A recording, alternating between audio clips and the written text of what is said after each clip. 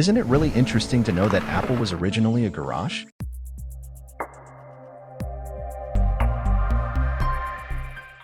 Apple is the biggest name in the technological industry.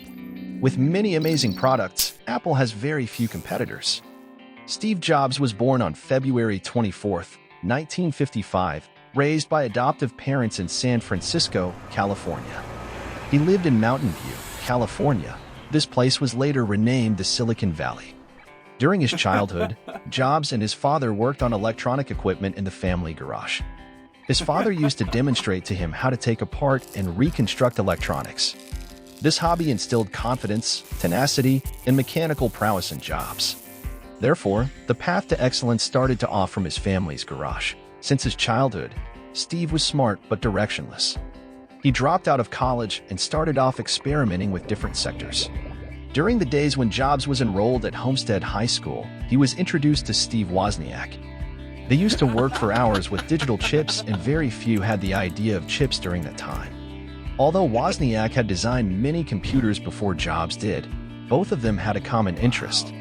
Jobs was one of the first entrepreneurs to understand that the personal computer would appeal to a broad audience, at least if it did not appear to belong in a junior high school science fair. Wozniak, or Woz, as he was commonly known, was the son of an electrical engineer for the Lockheed Missiles and Space Company in Sunnyvale, California.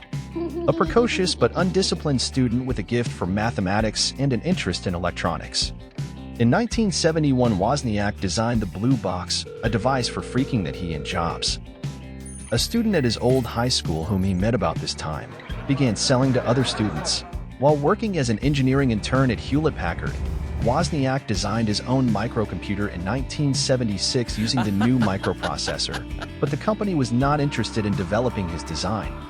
Jobs, who was also a homebrew member, showed so much enthusiasm for Wozniak's design that they decided to work together. The start of their entrepreneurial venture was on April 1, 1976, with a capital of $1,350, when Jobs and Wozniak started a company named Apple Computer. They set up production in the Jobs family garage to build microcomputer circuit boards. Initially, they funded their entrepreneurial venture by Jobs selling his beloved bus and Wozniak selling his scientific calculator. Sales of the kit were promising, so they decided to produce a finished product, the Apple I. The Apple II, which combined Wozniak's brilliant engineering with Jobs' aesthetic sense, was the first personal computer to appeal beyond hobbyist circles. When the company went public in 1980, its market value exceeded $1 billion, at the time the fastest rise to that milestone in corporate history, and Wozniak's stock in the company made him an instant multimillionaire. Wayne, who had left and sold his share of the company back to Jobs and Wozniak for $800 only 12 days after having co-founded it. According to Steve Jobs, the company's name was inspired by his visit to an apple farm while on a fruitarian diet. Jobs thought the name Apple was fun, spirited, and not intimidating. If you liked the video, please don't forget to like, comment, and subscribe. Apple's first logo, designed by Ron Wayne, depicts Sir Isaac Newton sitting under an apple tree. It was almost immediately replaced by Rob Janoff's Rainbow Apple, the now familiar rainbow-colored silhouette of an apple with a bite taken out of it. On August 27, 1999, Apple officially dropped the rainbow scheme and began to use monochromatic logos nearly identical in shape to the previous rainbow incarnation.